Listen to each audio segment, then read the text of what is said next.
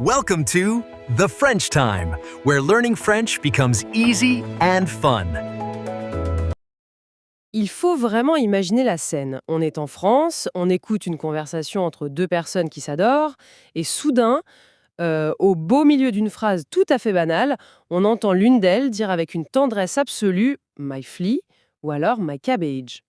C'est vrai que dit comme ça en anglais, c'est assez déconcertant, quoi. Bah oui, quand on traduit ces mots littéralement, le tableau est, je veux dire, c'est absurde. On a l'impression d'être plongé dans un manuel de biologie au rayon des parasites ou alors dans un potager en jour de pluie. On est très très loin de l'imagerie de la comédie romantique au pied de la tour Eiffel, tu vois. Complètement. Et pourtant, en fait, c'est exactement là que réside toute la magie du français. Et c'est pour ça qu'on est là aujourd'hui pour notre exploration approfondie. On va décoder ce fameux langage de l'affection francophone. Et on a rassemblé plein de sources, des études sociolinguistiques sur la sphère intime, des analyses de dynamique de couple, plein de témoignages. Oui, parce qu'il y a un décalage immense, en fait, entre la réputation de la culture francophone, qui est souvent perçue de l'extérieur comme hyper formelle, avec ses règles de vouvoiement, la bise, tout ça, et la réalité de ce qui se passe vraiment à l'abri des regards. C'est ça. Le contraste est saisissant. Dans la rue ou au bureau, on met son armure sociale, on parle la langue officielle, mais une fois la porte fermée, on bascule sur un code secret, une sorte de mot de passe qui donne accès au cœur des gens. Exactement. Et ce code secret, il est parfois très inattendu. Très inattendu, oui. Du coup, pour ceux qui nous écoutent, on va prendre le temps de bien décortiquer ces termes aujourd'hui. On va prononcer chaque mot lentement et j'encourage vraiment notre public à répéter ces mots à voix haute ou même dans leur tête pour bien s'imprégner de la prononciation. C'est une excellente idée, oui. Alors pour comprendre ce vocabulaire, on va commencer par la base, la relation amoureuse. Et la première grosse surprise de nos sources, c'est qu'on y trouve une véritable ménagerie, un jardin botanique. C'est clair. Mais avant d'entrer dans cette forêt, il faut d'abord poser les fondations avec les grands classiques, tu sais, ceux qui structurent le quotidien. Les basiques, quoi. Voilà. On a d'abord chéri ou chérie. Au masculin et au féminin, ça vient du verbe chérir, et c'est vraiment le pilier central. C'est un terme totalement intergénérationnel, en fait. Oui, on l'entend chez les jeunes et chez les grands-parents. Exactement. Ensuite, l'échelle d'intensité monte un peu, avec mon amour. Là, on a une gravité particulière. C'est omniprésent dans la littérature, dans la grande chanson française. C'est intense. Ah oui, très intense. Et il y a bébé aussi, non? Oui, le fameux anglicisme direct, bébé. Alors, ce qui est intéressant avec celui-là, dans nos sources sociologiques, c'est qu'il divise énormément. Ah bon? Comment ça? Pour certains, c'est la marque d'une douceur absolue. Mais pour d'autres, c'est rejeté en bloc. Ils trouvent ça beaucoup trop enfantin pour une relation entre deux adultes, quoi. Je vois. Donc ça, ce sont les classiques. Mais le cœur du sujet, là où ça devient vraiment fascinant, ce sont les termes, on va dire, plus inattendus. Les fameux animaux. La fameuse ménagerie? Voilà. Et on va s'arrêter sur les plus courants. Je vais les dire lentement, notre public. C'est le moment de pratiquer avec moi. On y va. Ma puce, Ma puce, le minuscule insecte qui saute et qui gratte. c'est ça. Ensuite, on a mon lapin, Mon lapin. Et au rayon légumes, on a mon chou. mon chou, Et enfin, le plus sauvage, mon loup. mon loup. Le loup des forêts, oui. Mais attends, si on analyse ça objectivement, comparer quelqu'un qu'on aime à un prédateur sauvage avec des crocs, ou pire, à un parasite qui pique la peau des chiens. Enfin, comment ça a pu devenir la plus haute forme de compliment amoureux? Le chemin logique a l'air complètement cassé. En fait, le chemin n'est pas du tout cassé. C'est juste qu'il repose sur un mécanisme de contraste, tu vois, une réappropriation. Prenons ma puce, par exemple. Oui, l'insecte. Ce que le cerveau retient ici, c'est pas le côté parasite qui suce le sang, c'est l'échelle de taille. C'est une créature tellement minuscule qu'elle échappe totalement au regard des autres, elle se glisse sous les vêtements dans l'intimité la plus absolue. Ah, c'est la métaphore de la proximité exclusive? Exactement. Le reste du monde n'y a pas accès. Et pour mon lapin, on joue sur le registre sensoriel. Le lapin, ça incarne la douceur au toucher, une petite vulnérabilité. C'est vrai que c'est doux. Mais c'est drôle parce que l'expression «poser un lapin», c'est quand même très négatif en français. Oui, faire faux bond à un rendez-vous. La langue française adore ces retournements.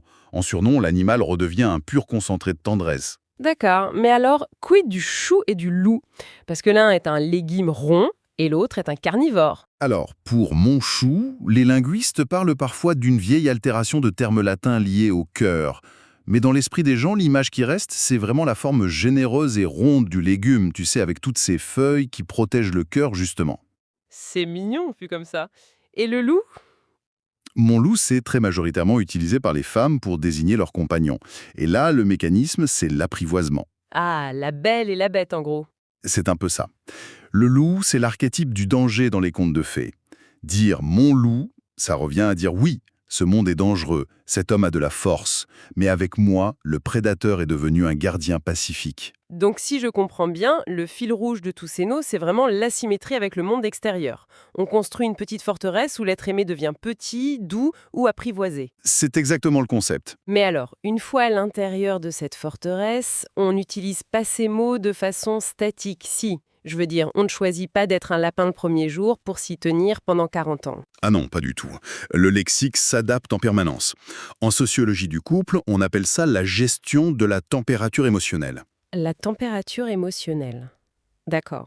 Oui, nos sources sont observées des dialogues réels. Il y a cet exemple super intéressant d'un couple. Clara et Thomas, un matin de semaine ordinaire. Que font-ils? Ils font des choses banales, ils cherchent des clés, ils boivent un café. Et dans la même conversation de 5 minutes, ils vont jongler entre mon loup, chéri, bébé et mon amour. C'est une vraie chorégraphie verbale. C'est fou. Mais cette chorégraphie, elle a du sens. On voit bien que mon amour n'est pas utilisé pour demander tu peux me passer le sel. Voilà, exactement. Mon amour, ça intervient pour les pics émotionnels, pour dire un vrai merci ou faire une déclaration. Alors que chéri, c'est plutôt le mot de la logistique du quotidien, non? C'est le mot qui fait tourner la machine, oui. C'est un peu comme une garde-robe en fait. Pour ceux qui nous écoutent, c'est une image très simple. On ne porte pas une robe de soirée ou un smoking pour boire son café le dimanche matin. C'est sûr. On enfile chéri ou mon loup comme on mettrait un vieux pyjama hyper confortable. Et on sort mon amour du placard comme une tenue de gala pour les grandes occasions émotionnelles. L'analogie de la garde-robe est parfaite, mais la langue va même plus loin qu'un vêtement, parce qu'un mot peut changer carrément de nature grammaticale. Ah oui? Reprenons le cas du chou. On a parlé de mon chou en tant que nom commun, mais au quotidien, ça se transforme en un adjectif familier surpuissant. Ah oui, c'est un point grammaire hyper important pour notre public. On va le décortiquer. Quand on l'utilise comme adjectif, on dit « t'es trop chou » ou « c'est trop chou » pour dire que c'est adorable. C'est ça. Et ce qui est fascinant, c'est que ce mot devient totalement invariable. Il refuse de s'accorder. Jamais, d'accord, ouais. Même si on parle à une femme, on ne met jamais de « e » à la fin. « T'es chou », ça n'existe pas. Il faut vraiment s'en souvenir. Ça n'existe pas parce qu'il ne fonctionne plus du tout comme une description physique. C'est devenu un concept global de tendresse, quoi. D'accord. Et il n'y a pas que les surnoms bizarres, si? Non, nos sources mettent aussi en lumière une petite phrase toute simple, d'un minimalisme absolu, c'est « t'es trop bien toi ». T'es trop bien, toi. 4 syllabes. Pas d'animaux, pas de légumes, pas de lyrisme, mais une charge émotionnelle massive. C'est l'économie de l'intimité. Quand on est totalement en sécurité avec l'autre, on n'a plus besoin de mots compliqués. C'est beau. Mais alors, si le couple gère la température avec tout ça, qu'est-ce qui se passe quand on regarde la famille? Parce que la dynamique doit être complètement différente. Totalement différentes. Dans la famille, ces petits noms servent littéralement de machine à voyager dans le temps. C'est une fonction de conservation. Une machine à voyager dans le temps? Comment ça? Prenons les enfants. On trouve des expressions d'une grande délicatesse. Mon petit bout, par exemple. Mon petit bout. Pour le côté précieux et miniature. Voilà. Ou ma choupette, qui adoucit encore le mot chou. Il y a aussi les déformations de prénoms. Lucas devient Lulu, Sophie devient Fifou. C'est un dialecte interne. Et pour les grands-parents, on a les fameux mémé, pépé, mamie, papy. Ça ancre tout le monde dans l'arbre généalogique. Exactement. Mais le plus marquant dans nos sources sociologiques, c'est l'immunité de ces surnoms face au vieillissement. Ah, l'immunité au temps qui passe. Oui, il y a cette scène incroyable observée par des chercheurs. Une femme d'un certain âge s'adresse à son fils de 45 ans. Dans la pièce, il y a aussi la fille de ce monsieur, une ado de 12 ans, que la grand-mère appelle « ma puce Classique. L'ado lève les yeux au ciel en public, mais elle aime ça au fond. ». Bien sûr. Mais le vrai sujet, c'est l'homme de 45 ans. Oui, alors là, je t'avoue que je coince un peu. Entendre un homme de cet âge se faire appeler mon petit Julien ou mon grand garçon devant d'autres personnes. Enfin, cet homme, il paye des impôts, il a des responsabilités. L'appeler mon petit, publiquement, c'est pas un peu gênant? Ça lui retire pas un peu sa dignité d'adulte? Alors c'est très intéressant que tu dises ça, parce que c'est tout l'inverse. Ah bon? La grille de lecture de la dignité sociale ne s'applique pas du tout dans la cellule familiale. La vie d'adulte, les impôts, le stress, c'est épuisant. C'est clair. Donc, quand cette mère l'appelle mon petit, elle ne nie pas l'homme qu'il est. Elle ouvre une capsule temporelle. Le surnom porte toute l'histoire de leur relation depuis sa naissance. D'accord, c'est comme si elle disait « tu seras toujours mon enfant ». C'est ça. Ça signifie, face à la dureté du monde, ici, tu as le droit d'être vulnérable. C'est un espace psychologique protégé où cet adulte peut déposer son armure l'espace d'une seconde. Ah, cette idée de capsule protectrice, c'est vraiment puissant. Mais justement, vu que cette capsule demande de baisser toutes ses défenses, j'imagine qu'il y a des frontières très rigides à respecter. Extrêmement rigide. Parce que si on utilise ces mots avec les mauvaises personnes, le terrain devient vite miné. Et là, on entre dans la zone de l'amitié et surtout des gros faux pas. Ah, les faux pas, c'est tout un chapitre. Mais d'abord, l'amitié. Elle a son propre dialecte, tu vois. C'est plus basé sur la fraternité. Oui, on entend souvent mon grand, mon pote, ou l'argot comme mon ref, qui est le verlan de frère, ou ma sœurette. Exactement. Et la spécificité de l'amitié en français, c'est l'utilisation de l'ironie pour masquer la pudeur. On s'interpelle avec des « Salut chef » ou « Vas-y maestro » ou « Génie ». C'est de la pudeur ironique, oui. Mais j'ai vu dans nos sources une exception fascinante entre meilleurs amis, l'utilisation du mot cœur. Ah oui, très juste. C'est très fréquent de voir deux amis, de manière totalement platonique, se dire « Comment tu vas mon cœur ?» Oui, ça montre que l'amitié forte peut emprunter au vocabulaire amoureux. Mais attention, si les amis proches peuvent tordre les règles, il y a des murs sociaux infranchissables. Et là, il faut bien baliser ces erreurs fatales pour notre public. La première règle absolue, le premier carton rouge, c'est le contexte professionnel. Jamais, au grand jamais, de surnom affectueux au bureau. Voilà, jamais avec des collègues ou des employés qu'on ne connaît pas intimement. Dans la sociologie des organisations, c'est carrément classé comme une effraction sociale. Le monde professionnel en France, il est structuré par une distance formelle, avec le vouvoiement. Oui, on garde ses distances. Imposer un petit nom à quelqu'un qui n'a rien demandé, c'est s'approprier son territoire personnel. C'est de la condescendance pure, voire du harcèlement dans les cas graves. C'est très clair. Et cette notion d'effraction sociale, ça nous amène au deuxième grand faux pas, les inconnus dans l'espace public. Oh là là, oui. Appeler le boulanger ou quelqu'un dans la file du supermarché ma puce ou mon chou, c'est perçu comme hyper infantilisant, non? Totalement. C'est comme si on dépouillait un adulte de son statut social pour le réduire à un enfant. C'est très mal vu. Et le troisième faux pas, c'est le timing amoureux. Dégainer le fameux « mon amour » au beau milieu du tout premier rendez-vous. Ah, la catastrophe absolue. C'est l'équivalent, pour reprendre une image simple, d'essayer de forcer la porte d'une maison fermée à clé sans avoir la bonne clé. On essaie de s'installer direct dans le salon de la personne. Et quand on force une porte, le système d'alarme se déclenche tout de suite. En psychologie, c'est la dissonance cognitive. C'est-à-dire, Un terme comme « mon amour est chargé du poids des épreuves traversées ensemble d'une vraie histoire ». Le prononcer avant que cette histoire n'existe, ça crée un gros malaise. L'intimité, ça ne se décrète pas par magie. en gros, le surnom, c'est la récompense, pas le point de départ. Voilà, le mot couronne l'intimité, il ne la fabrique pas. Le mot couronne l'intimité. La règle est vraiment limpide. D'ailleurs, petit point de grammaire indispensable sur mon amour. Oui, très important. Les mots liés au cœur ou à l'amour gardent toujours leur genre masculin. On dira toujours mon amour, même en parlant à une femme. Dire ma amour, c'est une grosse faute. Ça fait vraiment mal aux oreilles d'un francophone, oui. Donc on a vu ce système d'alarme sociale très présent en France métropolitaine. Mais notre exploration va plus loin parce que le français, c'est une langue globale. Et oui, elle voyage. Dès qu'on traverse les océans, la conception de l'intimité s'assouplit et les codes changent complètement. C'est là qu'on voit l'incroyable élasticité du français. Le cas d'école le plus marquant de nos sources, c'est le terme « doudou ». Ah, le fameux doudou. Son parcours est vertigineux. À la base, c'est ancré dans les cultures créoles, antillaises.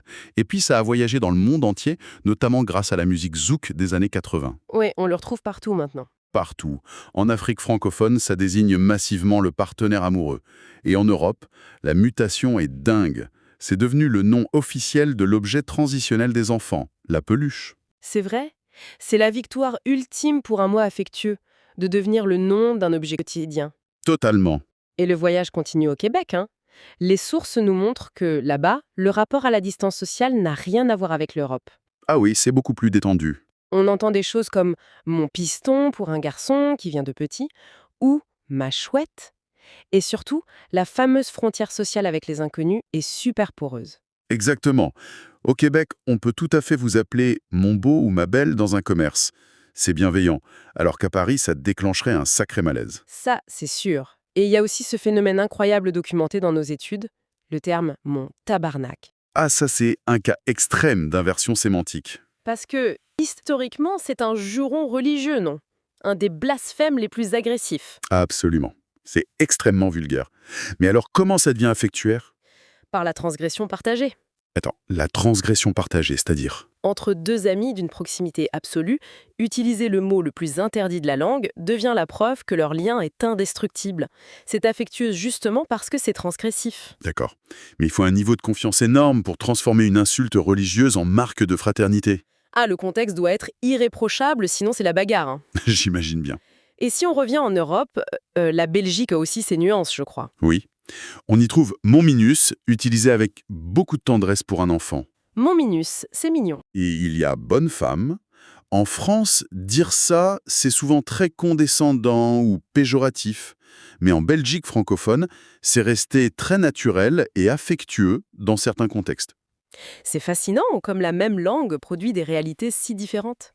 Et on finit ce tour du monde en Afrique francophone où l'affection est super communautaire. Oui, le prisme de la communauté est central. On a des expressions fortes comme « mon vieux » pour un ami très proche avec une notion de grand respect.